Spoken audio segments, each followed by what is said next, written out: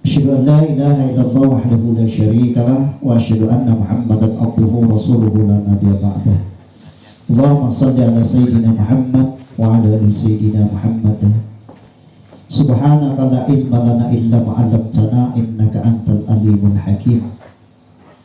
Rabbi shrah li sadri wa yassir li amri wa hlul 'uqdatam min lisani yafqahu qawli yafqahu alim iftahna futul arifin. Rabbi yassir lana wa la tusir alaina min ilmi wa dini fid dunya wal akhirah miftahul jannah la ilaha illallah la ilaha illallah. Kuncinya surga dengan kalimat la ilaha illallah. Pertama-tama marilah kita senantiasa memanjatkan rasa puji syukur kita kepada Allah Subhanahu wa taala karena atas taufik hidayah inayah dari pertolongan Allah Subhanahu wa taala. Alhamdulillah kita bersama-sama tadi telah melaksanakan salat sunat tahajud berjamaah insyaallah. Kemudian kita tutup dengan witir sebanyak 3 rakaat insyaallah. Kemudian sudah itu kita masuk salat fajar yaitu qabla subuh. Karena salat fajar sebelum subuh rakaatain salatul fajri khairum minad dunya wa ma fiha. 2 rakaat salat fajar atau sebelum subuh maka itu lebih baik daripada dunia dan segala isinya. Mudah-mudahan apa kita kerjakan bernilai ibadah mendapat balasan dari Allah Subhanahu wa taala. Kemudian kita sama-sama melaksanakan salat subuh berjamaah insyaallah. Dan kemudian kita lanjutkan dengan kajian kita yaitu belajar bersama-sama. Kita membaca yaitu kitab Kifayatul Gulam. Kifayatul artinya tata cara, Gulam artinya pemuda cara anak muda beribadah, yang dikarang oleh Syekh Ismail Minangkabau dengan madhab Imam Syafi'i. Nafa'anallahu bi ulumihim. Jadi kita lanjutkan kajian kita. Kemarin membahas tentang najis. Jadi najis itu ada 2, ada najis besar, ada najis kecil. Kemudian najis besar pun dibagi 2. Najis besar itu najis, ada najis hukmiyah, ada najis ainiyah. Hukmiyah itu artinya tidak kelihatan najisnya. Najisnya ada tapi tidak kelihatan kasat mata. Kemudian ainiyah itu kelihatan najisnya, bendanya kelihatan. Contohnya ada najis besar bersentuh kita dengan anjing atau babi yang kering, jadi tidak kelihatan zatnya, tetapi itu tetap najis besar, najis mughallazah. Kemudian najis ainiyah itu kelihatan anjing basah, tangan anjing basah, babi basah tersentuh dengan kita kelihatan zatnya. Nah, itu najis ainiyah. Kemudian najis kecil juga ada 2, yaitu ada hukmiyah dan ainiyah. Adapun baris ke-1, ke-2, ke-3, ke-4, ke-5, ke-6, ke-7 di bawah. Adapun dari atas ke bawah baris ke-7, adapun dalam kurungnya. Adapun najis yang besar itu tiadalah suci dibasuh dengan air sekali basuh. Artinya najis besar tadi tidak suci katanya dibasuh dengan sekali cuci basuh. Ingatkan, bersentuh tangan kita dengan anjing, dengan babi, dibasuh dengan tangan dengan air sekali, tidak cuci ya, tidak suci, belum suci. Nah, melainkan dengan disamak dengan 7 kali basuh. Nah, dengan air yang suci lagi mensucikan. Nah, dengan air yang suci lagi mensucikan. Jadi air itu ada yang suci tapi tidak mensucikan, ada. Kemudian air itu ada yang suci mensucikan, ada. Kemudian ada air itu air mustakmal, air mutanajis, air makruh. Nanti ada pembagian-pembagian air. Contohnya air yang suci tidak mensucikan, seperti misalnya jadi apa? Air kopi yang kau minum setiap subuh loh. Nah, air kopi itu suci diminum tapi tidak bisa untuk wudhu, tidak bisa untuk mandi junub. Dia suci tapi tidak bisa mensucikan doi. Nah, untuk diminum aja tidak apa-apa doi. Tapi jangan pakai wudhu, pakai minum kopi. Hiramah. Ada juga air yang suci mensucikan, seperti air sumur, air bor, air laut, Tuh, air suci mensucikan, artinya dia suci, dapat untuk pakai wudhu dan mandi junub. Nah, itu air yang suci lagi mensucikan. Ingat ya. Bagi lainnya, serta dicampur di dalam basuh yang 7 itu dengan tanah sekali basuh. Nah, artinya yang 7 kita harus membasuh itu, kalau najis yang besar itu harus membasuh dengan 7 kali basuh. Tapi di antara basuhan yang 7 tadi harus ada 1 kali dicampur dengan tanah. Ternyata. Nah, cara mensucikan najis besar, ingat kan? Jangan kalau tidak sesuai dengan syariat membasuhnya walaupun dengan sabun merek dari Prancis, dari Amerika, dari Jepang, dari Spanyol pun sabunnya yang paling hebat mereknya. Kalau tidak sesuai dengan syariat maka tidak bersih najis gitu tadi ya. Nah, kita harus sesuai aturan syariat yang diajarkan Rasulullah SAW. Cara membersihkan najis besar yaitu dengan 7 kali basuh. Salah satu basuhan tadi itu harus dicampur dengan tanah. Ingatkan ya, jangan nanti bama tuh anjing dipeluk, babi ditangkap, diragap-ragap, diperpeluk, jangan ya. Itu najis mughaladzah, najis besar ya umpamanya. Membasuhnya pun jangan dengan sekali basuh aja, tapi harus dengan 7 kali basuh. Salah satu basuhan tadi harus dicampur dengan tanah. Pada barang mana tempat di dalam basuh yang 7 itu pada awalnya, nah boleh juga tanah tadi itu pada awalnya kita basuh dulu dengan tanah. Katanya di sini itu dibaca bukunya, di kitabnya. Awalnya dibasuh dulu dengan tanah, baru 6 kali dengan air, ya. Atau pada akhirnya, atau pada pertengahannya, atau pada akhirnya sudah dibasuh 6 kali baru dengan tanah.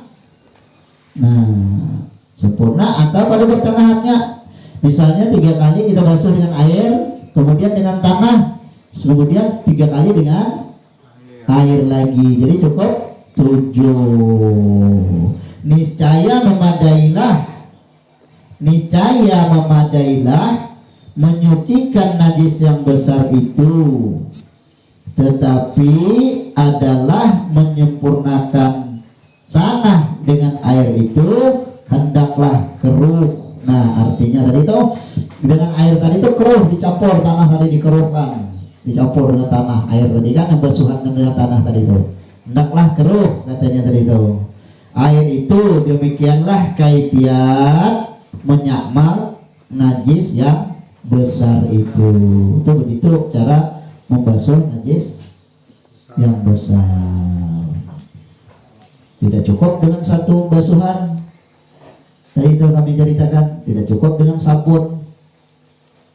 Nah, harus dengan tanah pergi. Kalau kita tidak menyucikan dengan tidak anjuran syariat ini, maka selama-lamanya kita dalam keadaan najis monggo-lalah, najis besar. Nah, tuh, walaupun ini dipandang enteng, tapi ini mempengaruhi ibadah kita kepada Allah.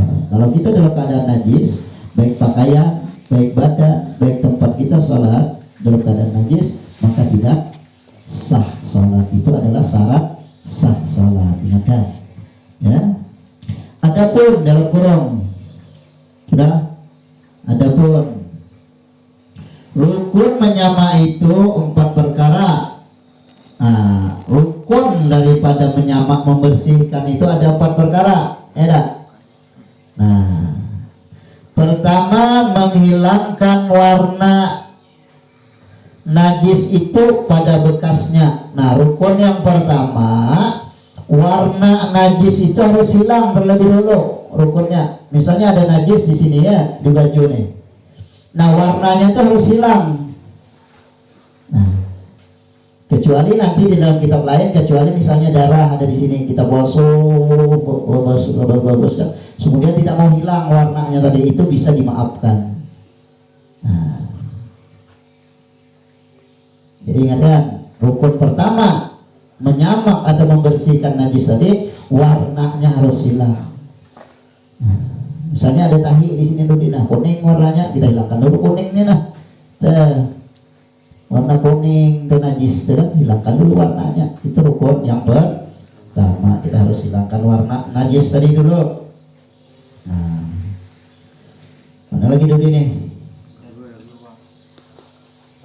Mana lagi dalam kurung. Dan kedua, menghilangkan rasanya. Nah, rasa najis tadi bukan rasa dijilat begini, mungkin pulang lagi dijilat ini dulu dia. Kita rasakan pakai tangan kita, nah mungkin ada rasanya kan, ini kasar berasa gitu nah. Nah misalnya ada rasanya di wujud ini masih ada berasa lagi, nah ada dia. Nah dihilangkan rasanya, bujur-bujur bersihnya licin kita berasa lagi, nah jangan pulang kita menghilangkan rasanya dulu dia, tahi dengan najis dibujuk dijilat kita nah berasa, jangan. Nah rasanya kita merasa oleh tangan kita dirasain, nah hilangkan rasanya tuh. Tuh cara rukunnya membasuh, menyamak najis tadi yang pertama, menghilangkan apa dulu deh? Rasa, warnanya dibaca situ, mengulang rasanya. Yang pertama menghilangkan warna najis, dan yang kedua menghilangkan apa lagi? Rasa najis. Kita rasa najis itu sudah bersih, nah bukan dirasa dijilat dulu ya, jangan pula nanti najis dijilat. Ya tahu apa mah tahu. Ya ingatkan cara menghilangkan najis nih, pertama menghilangkan warnanya, yang kedua menghilangkan rasanya, dan ketiga menghilangkan baunya. Nah jadi baunya tuh ingatkan, kita membasuh tangan dari membasuh kulit tuh bau kita cium lo bau kagak lagi, baru bau lagi apa hilang najisnya. Dia jangan dijilat, pulang membasuh tangan lagi, dicium baunya, menjadi belajar. Dicium baunya, bila ada bau kayak gitu hilang tuh najisnya tadi bilang. Nah semuaan, nah raja ingatkan tuh kita tangan kiri itu cium baunya masih bau tuh berarti ada najisnya lagi tuh. Ya bang, kencing tuh, kalau kencing tuh, kalau dicium bau lagi tangan, nah ini ada bau kencing nih, berarti najis masih ada, cuci lagi sampai bersih. Ya, ada terculir teh ayam kah bawahnya, dicium mana bawahnya. Bila ada bau lagi bersihkan tuh, berarti udah bersih itu salah satunya ya. Bedakan dalangnya warna, bila ada walaupun ada bau tapi warnanya ada lagi, nah itu harus dibuang juga. Nah misalnya ada berasa lagi, nah terasa airnya, nah itu dibuangnya juga. Nah syarat menghilangkan najis, rukun ya nak, rukun menghilangkan najis. Kemudian mana lagi? Jadi ketiga menghilangkan baunya, dan keempat dengan yakin, tetapi syarat menghilangkan air najis itu dahulu daripada basuh yang 7 kali. Telah suci lah artinya itu. Yang keempatnya dengan yakin, berarti kita yakin sudah hilang, baunya hilang, warnanya hilang, kemudian rasanya sudah kita rasakan hilang, kita yakin bahwa sudah bersih ya. Tetapi syarat menghilangkan najis itu dahulu daripada basuh yang 7 kali. Jadi maksudnya ini di sini, ingatkan di sini maksudnya syarat menghilangkan air najis itu dahulu daripada basuh yang 7 kali, sempurnalah sucinya. Maksudnya ini sebelum kita membasuh yang 7 tadi loh, sebelum kita menyamak dengan yang 7 dengan salah satu dengan tanah tadi, terlebih dulu bersihkan dulu, hilangkan dulu warnanya, hilangkan dulu rasanya, hilangkan dulu baunya ya.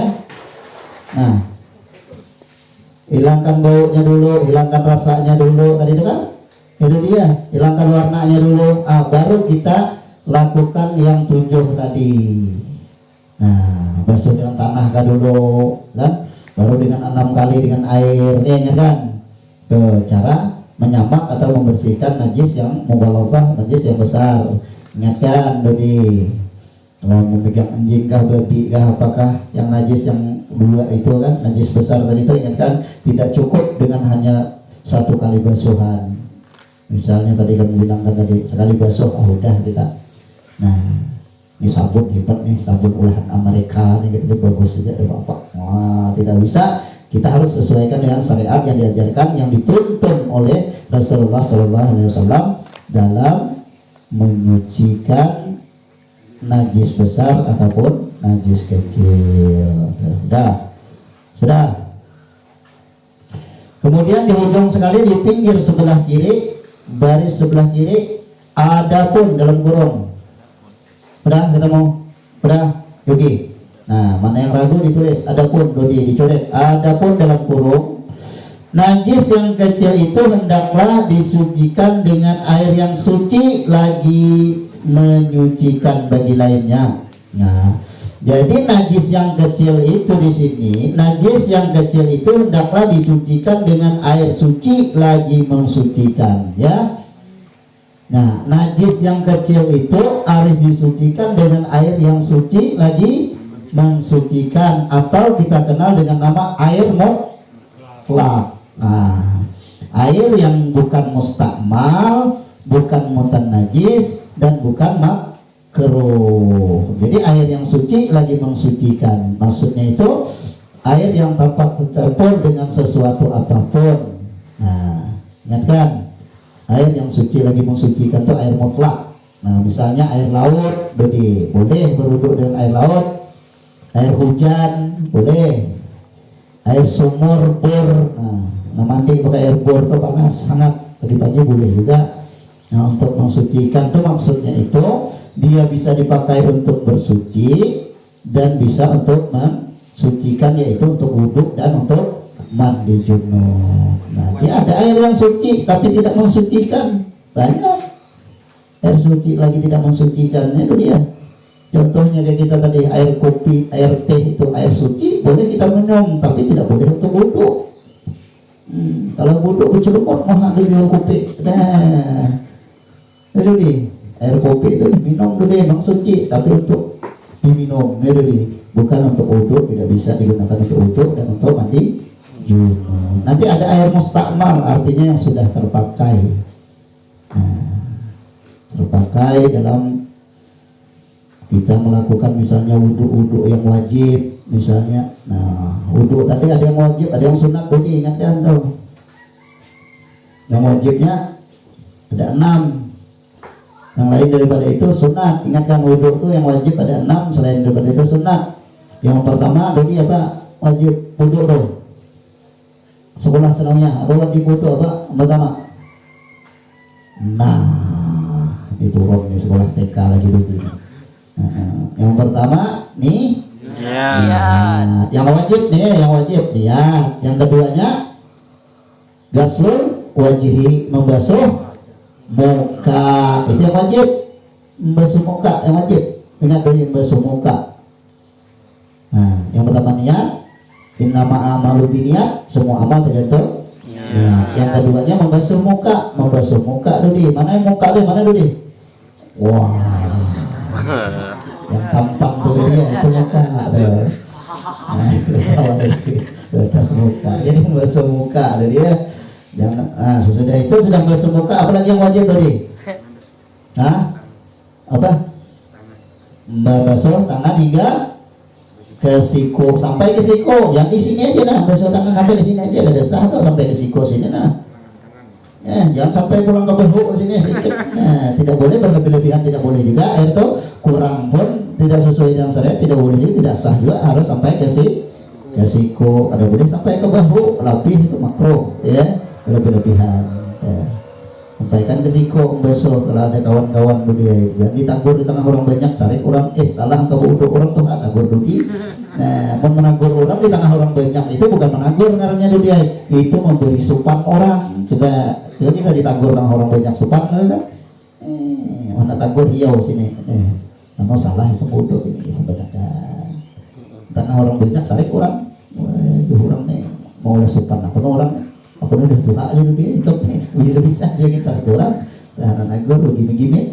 Nah, setelah jadilah sudah mana tadi? Udah itu yang wajib yang kedua, yang ketiga ya 1, 2, 3. Yang keempat, rambut, membasuh sebagian kepala dibasuh tuh. Rambut dia bisa aja beginian, rambut panjang di sini rambut nah. Nah, yang panjang di otak aja kabelnya itu nah rambutnya dibasuh sebagian kepala. Nah, sebagian kepala tuh nah di kiri, di kanan, di atas, depan, nanti yang di atas kepala. Dari mana dulu ini tumbuh rambut di atas kepala? Nah, tumbuh rambut nih di ujung-ujung ini, nah itu batas kepala tuh dia. Kemudian ini ngarannya telinga tuh dia. Tahu udah telinga nih? Nah, bener kada ingat nih telinga, rambut hidung gitu. Tahu Itu kada ingat. Ini telinga ngarannya, jadi batas Rambut terus kepala tuh di telinga ini nah. Tahu kan, ingat kan telinga kan? Ini apa huruf kena nih telinga sampai hidung. Jadi lah, ingat kan. Jadi yang kelima apa tadi lagi? Yang wajib nih bodoh ini diingatkan lagi nih. Nah. Hah? Telinga, kata dulu betul lah aja telinga. Tidak. Salah apa enggak? Kaki. Sebuah SMP Hanis Nawiyah. Salah. Aduh. Membasuh kaki hingga mata kaki sampaikan ke mata kaki ini nah, basuhnya dulu dia. Telinga itu sunat aja dulu dia. Nah, jadi dapat bedakan mana yang wajib, mana yang sunat. Karena yang sunat digawi, yang wajib tertinggal. Jadi tahu yang wajib, yang sunat itu harus wajib. Kita mengetahui mana yang sunat, mana yang wajib. Jadi harus tahu Rudi. Nah ya ingatkan. Nanti misalnya telinga digawi, berarti sekali dibasuh. Nah berarti karesah. Karena yang sunat digawi, yang wajib tertinggal itu karesah. Nah. Yang terakhirnya apa Rudi? Yang terakhir. Nah Rudi dapat nih. Dapat belikan HP ya. Atau rusak belikan yang terakhir apa tadi? Saya tahu. HP. Jadi belikan HP Android satu. Tadi tak ingat. Ayo tadi yang terakhir yang wajib. Ingat. Nah, ayo telinga, hidung, mulut, betis, buculuk. Jadi ingat mengaji hebat dia aku lama dikit dia ingat kurang nih ya harus ingat dari yang terakhirnya tertib dari ya kan tertib kan yang wajib tuh tertib artinya teratur mana yang dahulu didahulukan misalnya tangan dahulu sebelum kaki muka dulu sebelum tangan itu harus tertib jadi jangan betis dulu rambut itu ada tertib ada teratur nah berarti ada sah kalau tidak tertib itu dia. Nah yang keenamnya harus tertib tadi ya. Kalau telinga ada tadi terlihat sunat aja ada dia sunat. Nah apalagi yang sunat tadi buku-buku sunat ya. Kemudian tengok dulu baca baik-baik baca. Tak dapat HP gitu. Dodi dijanjikan Edinata nih kalau dia hafal 30 juz Edinata tadi menyumbang untuk Dodi membelikan HP Android yang 1.500.000 dolar.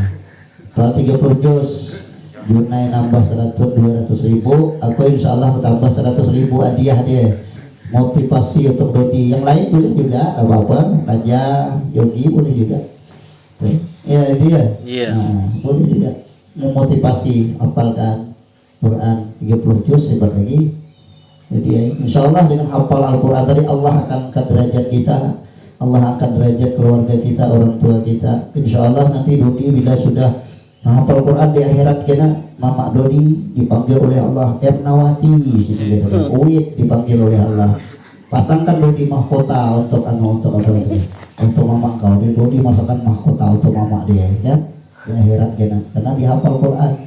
Orang hafal Quran juga bisa mensafaat keluarganya sebanyak 10 orang bisa disafaat. Misalnya ada keluarga kita bisa kita tolong dengan menghafal Quran anaknya, keturunannya, keluarganya. Jadi itu motivasi aja, jangan jadi tujuan. Artinya itu misalnya Edinata menghadiahkan HP, ya tujuan kita HP itu tadi nanti tidak bersah juga.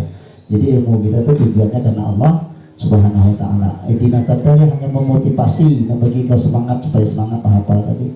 Nah, jangan nanti karena HP baru sibuk menghafal, sudahnya nol hasilnya walaupun hafal karena tidak berkah yang kita hafal tadi. Tujuannya bukan Allah Subhanahu wa ta'ala.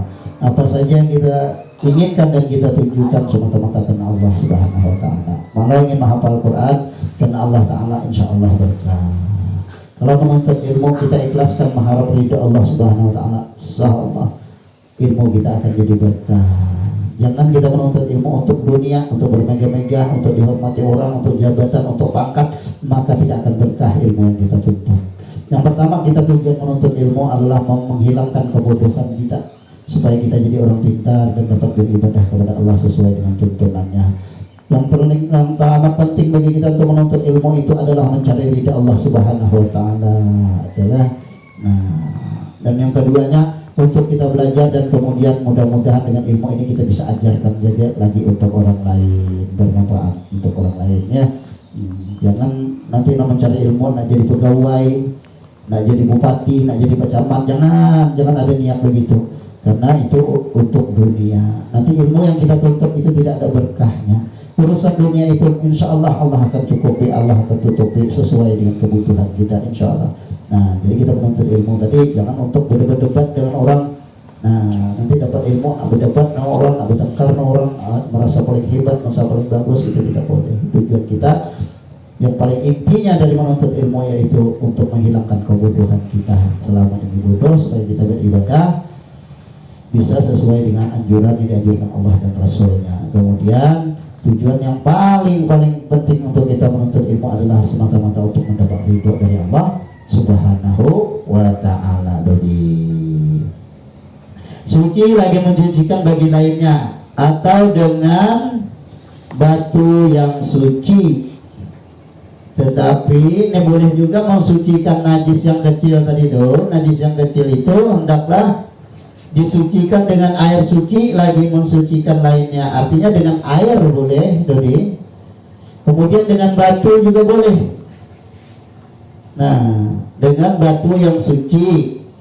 Tetapi hendaklah dengan 3 batu. Kalau dengan batu itu dengan 3 batu. Dodi pakai batu membasuh diri tadi boleh juga. Besok kami pakai batu boleh juga. Tapi syaratnya dengan 3 batu. Jadi di dalam kitab Sayyurus Salikin tadi diterangkan bahwa juga boleh dengan batu itu yang kasal, jumlahnya ganjil. Kalau kita membasuh 2, katanya kita harus cukupkan dengan 3. Kalau membasuh 4, kita harus cukupkan dengan 5. Kalau membasuh 6, cukupkan dengan 7 jumlahnya dengan batu rubiah. Nah, tapi kalau disuruh memilih, seandainya tidak ada air, memilih antara air dengan batu, maka kita lebih utama menyucikan itu dengan air. Soalnya dulu dengan batu basuh diri atau dengan 1 batu yang ada baginya 3 penjuru, yakni 3 persegi. Batu itu lagi kasal, artinya batu itu lagi ganjil, katanya maksudnya itu. Boleh kita membasuh dengan batu tadi, syaratnya pula batu yang ada baginya 3 penjuru, artinya segitiga batu tadi nah dia 3 persegi, yaitu lagi kasal, artinya ganjil batu tadi. 1 biji boleh, 3 biji boleh membasuhnya, atau 5 biji atau 7 biji batu. Jarang pakai batu dia terkoyak murid dia membasuh batu, ada banyak aja banyak. Dan kedua, bahwa dari najis yang keluar itu jangan berpindah. Ini di atas ya. Adapun sebelah kanan, dikit lagi ya. Sedikit lagi sampai lawat isyak tadi. Adapun ya, syarat istinja dengan batu itu 3 perkara. Kalau kita mau istinja atau bersuci itu dengan batu itu, ketentuannya syaratnya harus ada 3 perkara ini, bahwa adalah najis yang keluar itu jangan kering. Nah, jadi najis yang keluar itu jangan kering kalau hendak pakai batu dia. Nah, dan yang kedua, bahwa adalah najis yang keluar itu jangan berpindah pada tempatnya kepada lainnya. Artinya najis yang kita mau cuci dengan batu tadi tidak berpindah tempat, dia tetap di tempatnya, tempat keluarnya misalnya. Ketiga, jangan mendatangkan atasnya najis yang lain. Demikianlah syarat istinja dengan batu. Nah tuh. Adapun istinja dengan air 3 perkara. Sedikit lagi ya. Adapun Terus kurung, adapun syarat istinja dengan air itu 3 perkara. Dengan air pula 3 perkara. Pertama, dengan air suci yang mensucikan bagi lainnya. Nah, syarat yang pertama harus air itu yang suci lagi mensucikan. Ingatkan, air suci lagi mensucikan, yaitu air mutlak, air yang tanpa tercampur dengan sesuatu apapun, air mutlak. Kemudian air suci lagi mensucikan, paham? Nah, dia air ada yang suci lagi tidak mensucikan, ada air mustamal, ada air mutanajis. Nah, ada air yang makruh. Dan kedua, jangan air yang menegak, jangan ada yang menegakkan air pada tempat basuh pada istinja itu. Artinya itu, kalau misalnya ini deh, kita mau istinja itu, hilangkan dulu yang menegakkan air sampai ke situ tuh. Ingatkan, ya. Dan ketiga, menghilangkan bau dan ketiga, mengalirkan air kepada tempat istinja itu. Nah, harus kita airkan air ke tempat istinja itu. Demikian syarat istinja dengan batu dan air. Di sebelah kiri ada bermula. Insyaallah pada malam minggu, subuh minggu, sesudah salat subuh kita lanjutkan lagi bermula. Insyaallah nanti dibaca-baca, diulang-ulang lagi, ada kita masing-masing, diulang-ulang, dibaca ya. Nah, jadi insyaallah dengan kitab yang ringan kecil ini, kitab Kifayatul Bulan ini bermanfaat untuk kita dunia dan akhirat. Jadi ini maksud ada kitab, ada pegangan masing-masing, supaya kita nanti orang bertanya, orang bertakut, Dodi ini syarat istinja bagaimana, disampaikan Dodi ini ada bukunya atau ini ada kitabnya, ada rujukannya, bukan aku mendengar di orang, aku yang membaca surah. Nah, siapa pengarangnya Dodi? Kitabnya Syekh Ismail Minangkabau, atau macamnya apa, Imam Syafi'i. Ini ada percaya atau ada percaya aku baca surah atau biasa. Nah, jadi ya gak ada yang tak belajar baca surah ya. Nah, mudah-mudahan subuh yang penuh berkah, subuh malam Jumat, subuh Jumat yang penuh berkah ini kita mendapat berkah dari ibadah-ibadah kita. Jadi sekarang kita mana yang batal wudhu, kalau silahkan wudhu, kita lanjutkan dengan salat isyraq sebanyak 2 rakaat. Salatnya seperti biasa, usolli sunnatal isyraq rakaat ini lillahi ta'ala ya. Kemudian kita baca iftitah, kita baca kemudian Fatihah, kemudian baca ayat terserah, qul ya ayyuhal kafirun boleh rakaat pertama, kemudian rakaat kedua nanti qul huwallahu ahad. Jadi kita ini sudah masuk waktu isyraq insyaallah. Jadi mari kita sama-sama salat.